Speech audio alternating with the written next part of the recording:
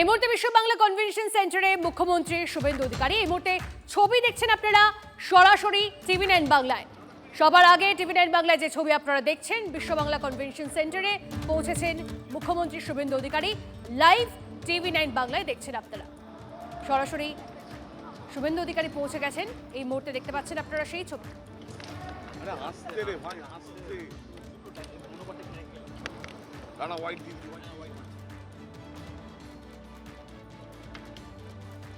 বিশ্ব বাংলা কনভেনশন সেন্টারে মুখ্যমন্ত্রী শুভেন্দু অধিকারী আর কিছুক্ষণের মধ্যে বক্তব্য রাখবেন তিনি।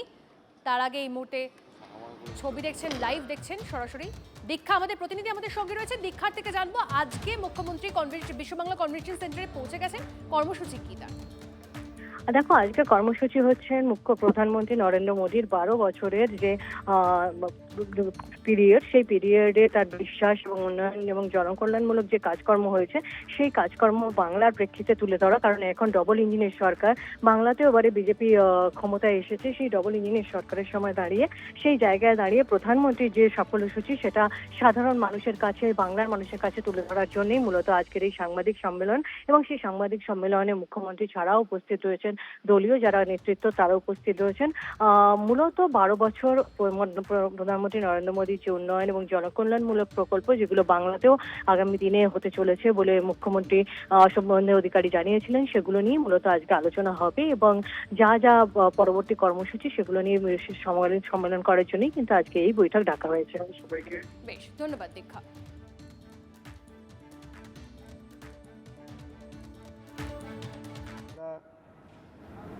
আজ এই সাংবাদিক সম্মেলন আমন্ত্রিত হিসেবে এসেছেন, তাদের সবাইকে ভারতীয় জনতা পার্টি পশ্চিমবঙ্গ প্রদেশের পক্ষ থেকে শুভেচ্ছা এবং অভিনন্দন জানাই। আপনারা সবাই জানেন, ভারতের যশস্বী প্রধানমন্ত্রী শ্রী নরেন্দ্র দামোদর দাস মোদীজির নেতৃত্বে 12 বছর 2 দিন যে সুশাসনের, যে বিশ্বাসে সরকার চলেছে, যে সরকার সারা ভারতেই শুধু নয়, একজন প্রধানমন্ত্রীর নেতৃত্বে রেকর্ড সংখ্যক দিবস যে সরকার চলছে এবং সমস্ত রেকর্ডকে ভেঙে এই মুহূর্তে প্রধানমন্ত্রী হিসেবে শ্রী নরেন্দ্র দামোদর দাস মোদীজির আজকে 4399 দিনের সরকার, তার নেতৃত্বের 4399 দিন আজ। এই 12 বছরের কার্যকালে পৃথিবীর জনপ্রিয়তম নেতৃত্ব শ্রী নরেন্দ্র দামোদর দাস মোদী ভারতের প্রধানমন্ত্রী হিসেবেই শুধু নন, ভারতের মানুষকে এক অন্যতম মার্গে তুলে নিয়ে গিয়ে একটা অন্য জায়গায় পৌঁছে দিয়েছেন। আজ থেকে 12 বছর আগে যে ভারতবর্ষ, যে ভারত রাষ্ট্র শুধুমাত্র একটা আন্তর্জাতিক ক্ষেত্রে কি করবে কি করবে না এরকম পরিস্থিতিতে ছিল, ঠিক তার উল্টো দিকে দাঁড়িয়ে আজকে ভারত রাষ্ট্র সারা পৃথিবীতে অন্য জায়গায় পৌঁছেছে তার নেতৃত্বে। আমাদের এই নেতৃত্বে, যে নেতৃত্বের প্রতি সম্মান জানিয়ে ভারতের প্রতিটি প্রদেশে এই কার্যক্রম হচ্ছে, প্রতিটি রাজ্যে হওয়া এই কার্যক্রমের অঙ্গ হিসেবে আজ আপনাদের সামনে এই সাংবাদিক সম্মেলনে পশ্চিমবঙ্গের সম্মাননীয় মুখ্যমন্ত্রী শ্রী শুভেন্দু অধিকারী বক্তব্য রাখবেন। মঞ্চে উপস্থিত রয়েছেন, এই সাংবাদিক সম্মেলনে উপস্থিত রয়েছেন আমাদের অন্যতমা সাধারণ সম্পাদিকা শ্রীমতী লকেট চট্টোপাধ্যায়, সাধারণ সম্পাদিকা শ্রীমতী শশী অগ্নিহোত্রী, সহসভাপতি আমাদের অন্যতমা সাধারণ সম্পাদিকা শ্রীমতী লকেট চট্টোপাধ্যায়, সাধারণ সম্পাদিকা শ্রীমতী শশী অগ্নিহোত্রী, সহসভাপতি সভানেত্রী রাজ্যের শ্রীমতী তনুজা চক্রবর্তী, উপস্থিত রয়েছেন Shri Bimal Shankar Nanda, doctor professor Bimal Shankar Nanda, media convener, উপস্থিত রয়েছেন বিধায়ক শ্রী পীযূষ কানোরিয়া। আমাদের এই সাংবাদিক সম্মেলনে আমি মুখ্যমন্ত্রী শ্রী শুভেন্দু অধিকারীকে অনুরোধ করব সম্মেলনে আমি বিষয়বস্তু সম্পর্কে যা আমাদের সম্মানীয় প্রধান মুখপাত্র ইতিমধ্যে বলেছেন সেটাকে একটু বিস্তারিত আকারে বলার চেষ্টা করব। প্রথমেই আমি ধন্যবাদ জানাই আমার সঙ্গে থাকা ভারতীয় জনতা পার্টির সাধারণ সম্পাদিকা, প্রাক্তন সাংসদ, লড়াকু নেত্রী শ্রীমতী লকেট চট্টোপাধ্যায়, আরেক সাধারণ সম্পাদিকা, আরেক নেত্রী আমাদের দলের লড়াকু নেত্রী শ্রীমতী শশী অগ্নিহোত্রী, সহসভানেত্রী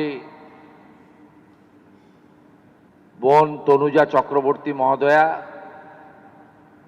আমাদের প্রধান মুখপাত্র অ্যাডভোকেট দেবজিৎ সরকার, আমাদের মিডিয়ার যিনি দায়িত্বে রয়েছেন বিশিষ্ট শিক্ষাবিদ অধ্যাপক ডক্টর বিমল শঙ্কর নন্দ, এবং এই রাজারহাট নিউ টাউনের স্থানীয় বিধায়ক, যাকে আমি সব জায়গায় বলি নেতা নয় কর্মী, পীযূষ কানোরিয়া।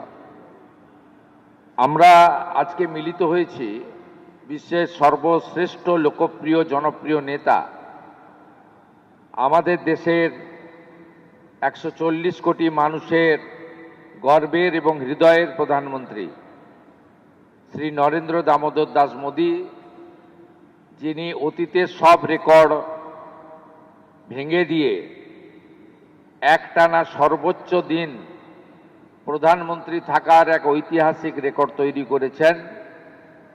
তার 12 বছর সম্পূর্ণ হওয়ার উদ্দেশ্যে তার জনকল্যাণ, দেশ সেবা এবং ভারতবর্ষকে পুনর্নির্মাণের ক্ষেত্রে যে অগ্রণী ভূমিকা তিনি রেখেছেন সে বিষয়ে উল্লেখ করার জন্য শুধুমাত্র 12 বছর পূরণ নয়, যিনি নিজেকে প্রধানমন্ত্রী হিসেবে বলতে ভালোবাসেন না, প্রধান সেবক হিসেবে বলতে ভালোবাসেন, সেই মাননীয় প্রধানমন্ত্রী তার মুখ্যমন্ত্রী এবং প্রধানমন্ত্রী হিসেবেও এই বছর অক্টোবর মাসে 25 বছর পূর্ণ করবেন। স্বাভাবিকভাবে যিনি নিজেকে প্রধান সেবক হিসেবে দেশের জন্য তিনি তার পুরো জীবনের একটা বিরাট অংশ দেশের জন্য তিনি কাজ করে চলেছেন, তাকে আমরা সবাই শ্রদ্ধা জানাই, প্রণাম জানাই এবং সকলে তার দীর্ঘায়ু কামনা করি। এই 12 বর্ষের মূল আধারই ছিল এনডিএ তথা বিজেপি সরকারের তথা মাননীয় মোদীজির নেতৃত্বে সরকারের লোকসেবা, সশক্তিকরণ, রাষ্ট্র নির্মাণ, রাষ্ট্র প্রথম, বিরাসত ভি বিকাশ ভি, অর্থাৎ ভারতবর্ষের যে বিরাসত, যে ঐতিহ্য, তাকেও ধরে রাখা, এগিয়ে নিয়ে যাওয়া এবং তার সঙ্গে প্রগতি এবং বিকাশ, সেটাকেও অগ্রাধিকারের ভিত্তিতে নিয়ে যাওয়া। আমরা যদি রাষ্ট্র নির্মাণ এবং রাষ্ট্রকে এগিয়ে নিয়ে যাওয়ার ক্ষেত্রে তার যোগদান, অবদান এবং কৃতিত্বকে সামনে তুলে ধরি, তাহলে দেখবেন অসংখ্য উদাহরণ আমাদের সামনে রয়েছে। আমরা একটু আগে একটি ছোট্ট প্রদর্শনীর উদ্বোধন করেছি। এই প্রদর্শনীতে ওনার সমস্ত জনহিতকর, জনকল্যাণমূলক কাজ, যা বিশ্বাস, উন্নয়ন এবং জনকল্যাণের ভিত্তির উপরে দাঁড়িয়ে আছে, তার সবটা দিতে গেলে আমাদের বড় মাঠে যেতে হবে। তার মধ্যেও যে উল্লেখযোগ্য বিষয়গুলো তিনি ভারতবর্ষে করেছেন, সেটা পরিকাঠামোগত উন্নয়নে হতে পারে, জাতীয় সড়ক নির্মাণে হতে পারে,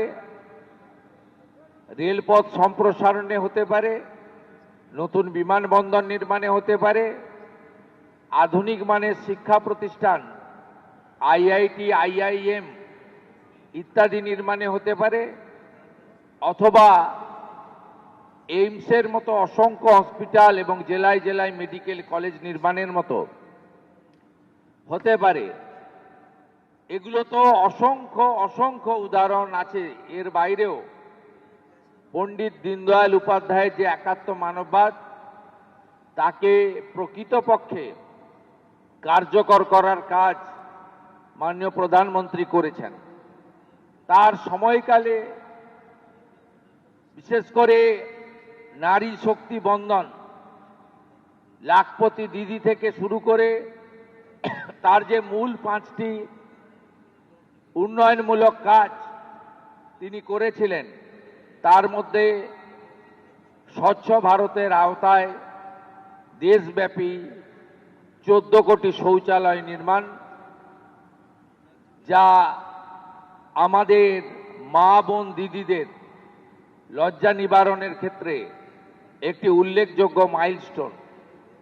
দ্বিতীয় কর্মসূচিতে তিনি প্রধানমন্ত্রী আবাস যোজনা, যা আজকে 5 কোটি ছুঁই ছুঁই, সেই প্রধানমন্ত্রী আবাস যোজনার বাড়ির মালিক তিনি আমাদের মা বোন দিদিদের করেছেন। অর্থাৎ সরকার বা পঞ্চায়েতের সঙ্গে আবাস যোজনার এগ্রিমেন্ট ওই বাড়ির যিনি সিনিয়র মহিলা তার সঙ্গে হয়েছে, এটাও একটা উল্লেখযোগ্য দিক। এর বাইরেও 82 কোটি মানুষকে প্রধানমন্ত্রী অন্ন সুরক্ষা যোজনার মধ্য দিয়ে তাদের প্রত্যেক মাসে ফ্রি রেশন দেওয়া, এটাও একটা উল্লেখযোগ্য দিক, আপনারা জানেন। এর সাথে জল জীবন মিশনের নলে জল, পরিশ্রুত পানীয় জল এবং পিএম কিষাণ সম্মান নিধি, প্রধানমন্ত্রী সূর্য ঘর, অসংখ্য এই ধরনের উদাহরণ রয়েছে।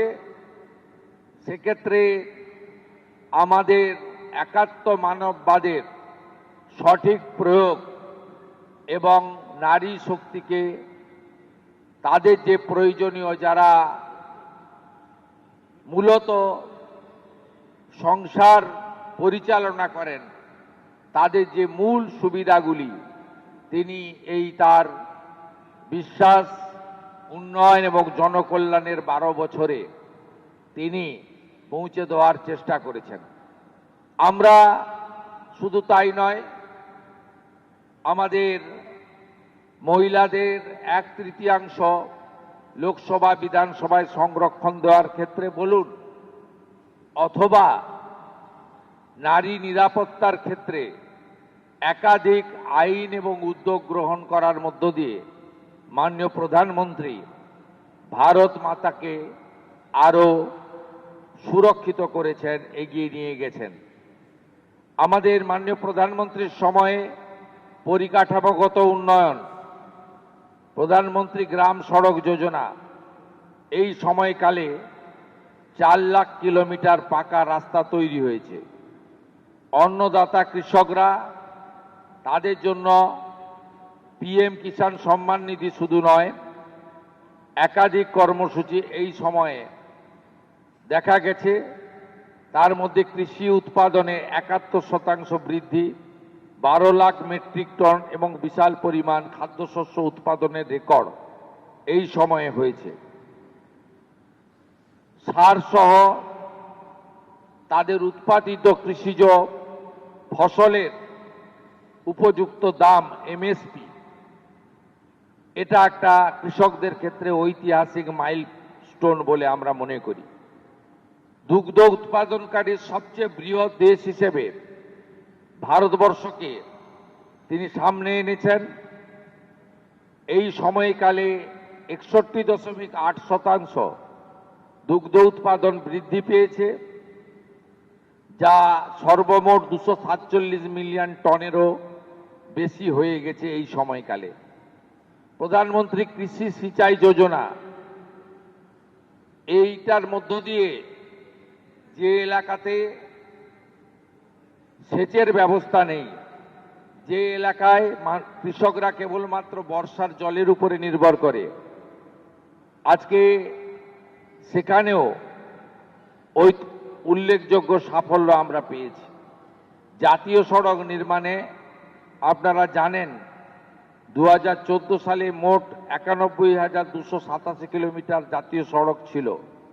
আজ সেই নেটওয়ার্ক বৃদ্ধি পেয়ে 1.46 লাখ কিলোমিটারেরও বেশি হয়েছে এবং 14 সালে যেখানে প্রতিদিন জাতীয় সড়ক নির্মাণের গড় ছিল 11.6 কিলোমিটার, আজকে সেই গড় 3 গুণ বৃদ্ধি পেয়ে 34 কিলোমিটার প্রতিদিন হয়েছে। দুর্গম এলাকাগুলিতে উন্নয়ন, চেনা ব্রিজ, নতুন পাম্বান ব্রিজ এবং অটল টানেলের মতো অসম্ভবকে সম্ভব করার কাজ এই সময়কালে হয়েছে। 2014 সালে রেলের আধুনিকীকরণ একটি স্বপ্ন ছিল। ভারতীয় রেলের 99.4% বেশি ব্রডগেজ বিদ্যুতায়ন সম্পন্ন হয়েছে। দেশ জুড়ে 1317টি বেশি রেল স্টেশন অমৃত ভারত স্টেশন যোজনার অন্তর্ভুক্ত করে আধুনিক মানের রেল স্টেশন তৈরি করা হয়েছে।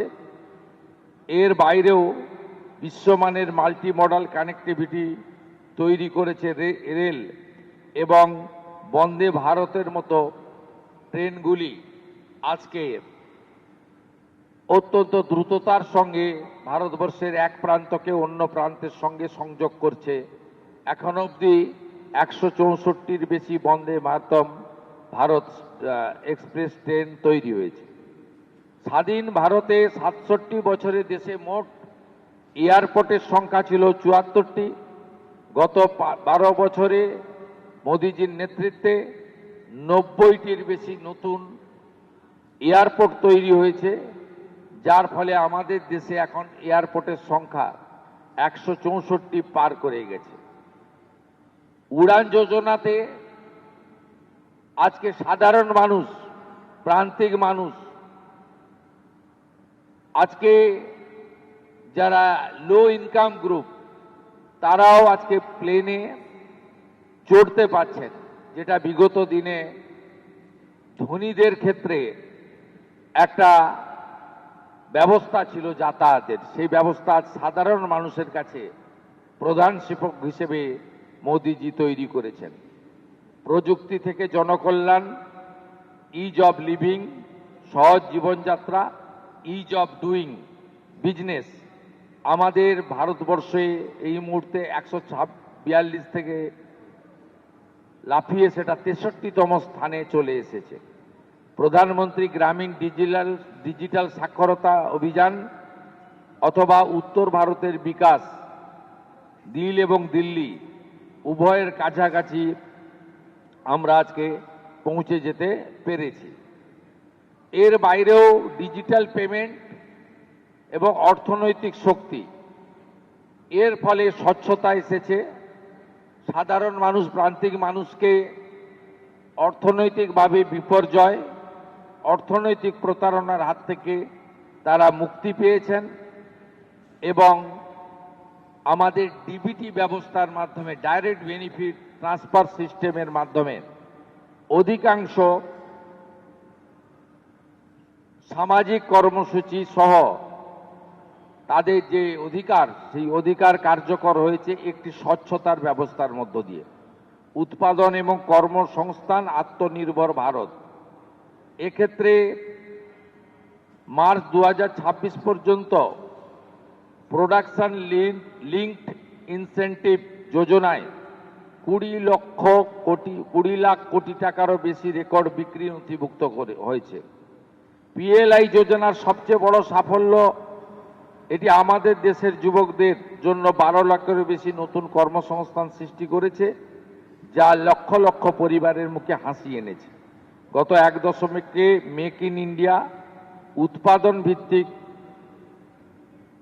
সাহসী সংস্কার দূরদর্শী নীতিকে ভারতকে একটি বৈশ্বিক উৎপাদন কেন্দ্রে পরিণত করেছে। ভারতে ইলেকট্রনিক উৎপাদন 2014-15-তে যেখানে 1.9 লাখ কোটি টাকা ছিল, সেটা বেড়ে আমাদের 24-25 অর্থবর্ষে 11.3 লাখ কোটি টাকায় পরিণত হয়েছে। সেমিকন্ডাক্টর ম্যানুফ্যাকচারিং ইকোসিস্টেম 1.6 লাখ কোটি টাকার বিনিয়োগ প্রতিশ্রুতি সহ 12টি প্রকল্প মঞ্জুর করেছে ভারত সরকার এবং মেক ইন ইন্ডিয়া চিপ পুরো বিশ্বকে শক্তি দেবে। ভারত আজ বিশ্বের দ্বিতীয় বৃহত্তম মোবাইল ফোন প্রস্তুতকারক দেশ, যেখানে 2014 সালে আমরা 90% মোবাইল আমদানি করতাম। আমাদের মোবাইল উৎপাদনে 163 গুণের অভূতপূর্ব বৃদ্ধি ঘটেছে, যেখানে 300টির বেশি ইউনিট কাজ করছে, যা 2014-তে মাত্র 2টি ইউনিট ছিল। এই রকম স্টার্ট আপ সংস্কৃতি ও পরিবেশ সেক্ষেত্রে সহ প্রতিটা ক্ষেত্রে আপনারা যদি দেখেন, মাননীয় প্রধানমন্ত্রীর নেতৃত্বে ভারতবর্ষ দ্রুত বিশ্বকে নেতৃত্ব দেওয়ার ক্ষেত্রে এবং বিশ্বগুরুতে পরিণত হওয়ার ক্ষেত্রে অনেক ধাপ এগিয়ে গেছে। 50% বিদ্যুৎ উৎপাদনের লক্ষ্যে নির্ধারিত সময়ে 5 বছর আগেই অর্জন করেছে। ভারত এখন পর্যন্ত অজীবাশ্ম জ্বালানি উৎস থেকে মোট 283.46 মেগাওয়াট ক্ষমতা স্থাপন করা হয়েছে। নবীকরণযোগ্য শক্তি রিনিউয়েবল এনার্জি স্থাপিত ক্ষমতার দিক থেকেও ভারত বৈশ্বিক স্তরে 4র্থ স্থানে রয়েছে। সাংস্কৃতিক পুনর্জাগরণ এবং উন্নয়ন ভারতের সংকল্প, সেই জন্য আমরা যে মূল আধার সেক্ষেত্রে বলেছি বিকাশ ভি বিরাসত ভি, এবং এই উন্নয়ন এবং ঐতিহ্য দুয়ের মেলবন্ধনে 500 বছরের প্রতীক্ষার পর অযোধ্যায় প্রভু শ্রী রামচন্দ্রের বিশাল এবং দিব্য মন্দির নির্মাণ হয়েছে। কাশী বিশ্বনাথ মন্দির করিডর, উজ্জয়িনীতে শ্রী মহাকাল লোকের নির্মাণ, কেদারনাথ ধামের গৌরবময় পুনর্নির্মাণ কোটি কোটি ভারতীয় আস্থার সম্মান বাড়িয়েছে। 500 বছরের প্রতীক্ষার পর অযোধ্যায় প্রভু শ্রী রামচন্দ্রের বিশাল এবং দিব্য মন্দির নির্মাণ হয়েছে। কাশী বিশ্বনাথ মন্দির করিডর, উজ্জয়িনীতে শ্রী মহাকাল লোকের নির্মাণ, কেদারনাথ ধামের গৌরবময় পুনর্নির্মাণ কোটি কোটি ভারতীয় আস্থার সম্মান বাড়িয়েছে।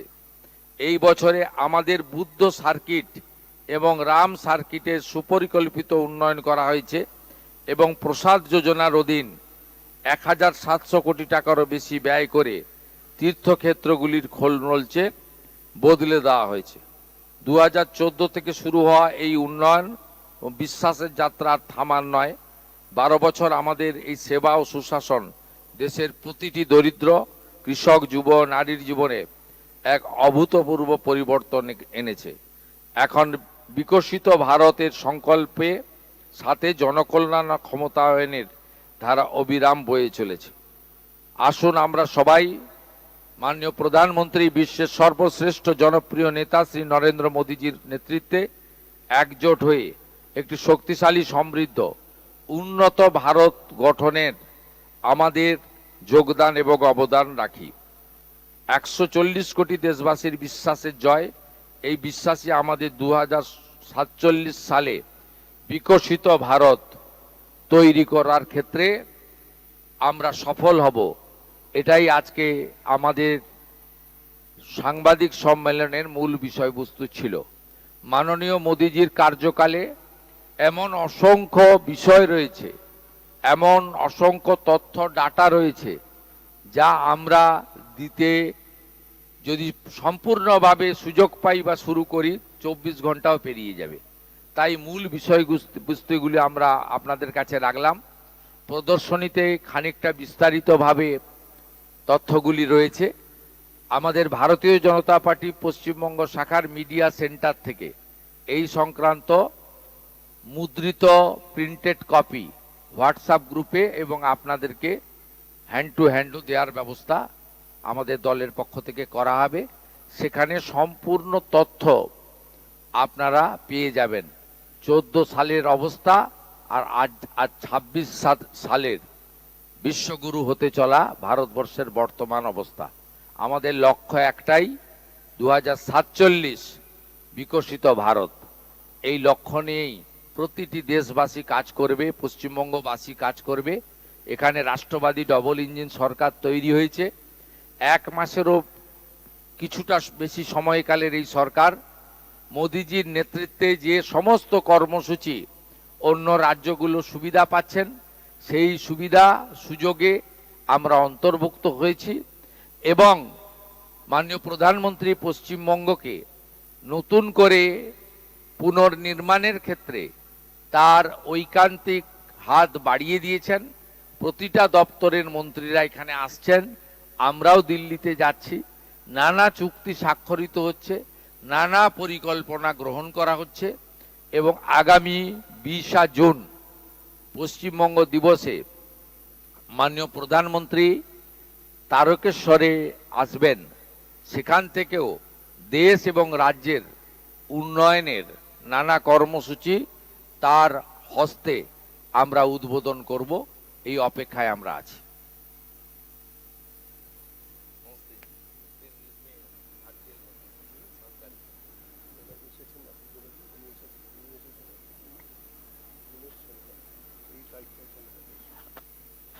ये प्रेस कॉन्फ्रेंस जब चल रहा था तब हमारी बीच हमारी नेशनल जो टीम बना है, ये 12 साल का कार्यक्रम को लेकर उनका जो पश्चिम बंगाल और दूसरा बहु प्रदेश में जो प्रभारी है हमारी विनोद सोनकर जी, मैं पश्चिम बंगाल प्रदेश बीजेपी की ओर से और मेरे ओर से तहे दिल से उनको आभार प्रकट करता हूँ। সম্মাননীয় বিনোদ সোনকার জিকে অঙ্গবস্ত্র দিয়ে উত্তরীয় দিয়ে বরণ করে নেবেন সম্মাননীয়া শশী অগ্নিহোত্রী দিদি।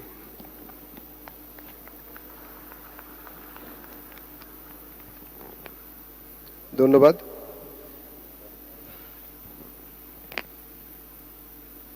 পশ্চিমবঙ্গের সম্মাননীয় মুখ্যমন্ত্রী শ্রী শুভেন্দু অধিকারী এই প্রেস কনফারেন্স যে ডবল ইঞ্জিন সরকার, সমৃদ্ধ ভারত এবং সেই সমৃদ্ধ সশক্ত ভারতের সঙ্গে পশ্চিমবঙ্গ যে অগ্রণী ভূমিকা পালন করবে এবং আগামী দিনে ভারতের প্রথম সারির 3টি রাজ্যের মধ্যে একটি রাজ্যে পশ্চিমবঙ্গকে পরিণত করার যে তপস্যা মুখ্যমন্ত্রী শ্রী শুভেন্দু অধিকারীর নেতৃত্বে মন্ত্রিসভা, পশ্চিমবঙ্গের মন্ত্রিসভা করছেন, তাতে পশ্চিমবঙ্গের মানুষ আস্থা এবং বিশ্বাস স্থাপন করেছে।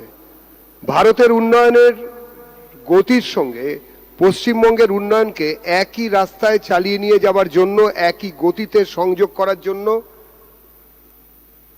সরকারি ক্ষেত্রে সম্মাননীয় মুখ্যমন্ত্রী শ্রী শুভেন্দু অধিকারী এবং রাজ্য ভারতীয় জনতা পার্টির তরফ থেকে রাজ্যসভার সম্মাননীয় সাংসদ, পশ্চিমবঙ্গ রাজ্য বিজেপির মাননীয় সভাপতি শ্রী শ্রমিক ভট্টাচার্যের নেতৃত্বে রাজ্য বিজেপির যারা কার্যকর্তা, তারা নিরন্তর সরকারের সঙ্গে সহযোগিতা করে চলেছেন এবং এটা আমাদের অঙ্গীকার।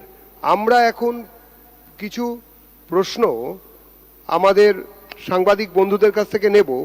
আমি এখান থেকে নাম ঘোষণা করার পরে যে আমাদের ভলান্টিয়াররা আছেন তারা মাইক্রোফোন নিয়ে যাবেন।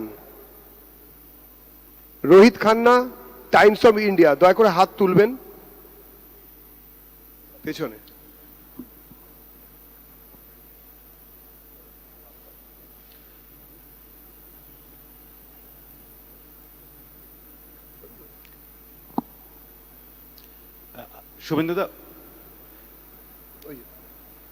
শুভেন্দুবাবু, আপনি যখন নীতি আয়োগের মিটিং অ্যাটেন্ড করেছেন তখন এই রাজ্যের কিছু সমস্যার কথা আপনি ছুঁয়ে গেছিলেন। আপনার কি মনে হয় যে এই রাজ্যের জন্যে বিশেষ কোনো আর্থিক সহায়তা বা স্পেশাল প্যাকেজের প্রয়োজন রয়েছে? আরেকটি প্রশ্ন রয়েছে, সেটা হচ্ছে বাংলাদেশ সংসদ তারা হয়তো আগামী 14ই জুন একটা মোশন আনতে চলেছে বলে তারা জানিয়েছে, যেখানে পুশিন তার বিরোধিতা তারা করবে। এই পরিস্থিতি পুশিন এখান থেকে যে যাদেরকে আমরা পুশব্যাক করছি ওরা পুশিন হিসেবে দেখছে, তো সেটা নিয়ে আপনার কিছু মনে হয় কিনা? প্রথমটার উত্তর আপনাকে দিয়ে দিই, দ্বিতীয়টার উত্তর আমি দেব না। একটা বহির্দেশের পার্লামেন্টে কোনো বিষয় তারা আনবেন, এটা তো আপনার মুখ থেকে শুনছি। যদি আনে তার জন্য ভারতের পররাষ্ট্র দপ্তর রয়েছে, পররাষ্ট্র নীতি রয়েছে, এবং আর বাংলাদেশ বর্ডারটা তো শুধু পশ্চিমবঙ্গে নয়, 5টা রাজ্যে আছে। এই ব্যাপারে কম্পিটেন্ট অথরিটি হচ্ছে আমাদের external affairs ministry. They will speak if necessary, it's not my subject. আর প্রথমত আপনি যে বিষয়টা রেখেছেন সেটা হলো স্পেশাল প্যাকেজ। স্পেশাল প্যাকেজের মানেটা কি আমি জানি না, কিন্তু ভারত সরকারের যে সমস্ত উন্নয়নমূলক স্কিম প্রত্যেকটা দপ্তরে তার বিরোধিতা করা, অংশগ্রহণ না করা এবং পশ্চিমবাংলার 11 কোটি জনগণকে তার সুযোগ এবং সুবিধা না পাইয়ে দেওয়ার কাজটা বিগত সরকার করে গেছেন। আর আপনি যদি বলেন জনকল্যাণে মাননীয় প্রধানমন্ত্রী যুক্তরাষ্ট্রীয় কাঠামোতে তার ভূমিকা কি ছিল, তাহলে ইউপিএ 1 এবং ইউপিএ 2, যে ইউপিএ 2তে মাননীয় প্রাক্তন মুখ্যমন্ত্রী তিনি নিজেও 3 বছর মন্ত্রী ছিলেন, তার দল সেখানে যুক্ত ছিল। তাহলে যদি দেখেন যে 4 থেকে 14, 2,65,000 কোটি টাকা ইউপিএ 1 এবং ইউপিএ 2 দিয়েছে পশ্চিমবঙ্গ সরকারকে। এখানে বিজেপি সরকার না থাকা সত্ত্বেও মাননীয় প্রধানমন্ত্রী নরেন্দ্র মোদী 2014 থেকে 2025-এর 31শে মার্চ পর্যন্ত পশ্চিমবঙ্গে 12 লক্ষ কোটি টাকা দিয়েছেন। এবারে আপনি যদি একটার পর একটা তথ্য চান স্কিম ওয়াইজ, তারও রেডি রেফারেন্স আমার কাছে আছে। একটা উদাহরণ শুধু দেব,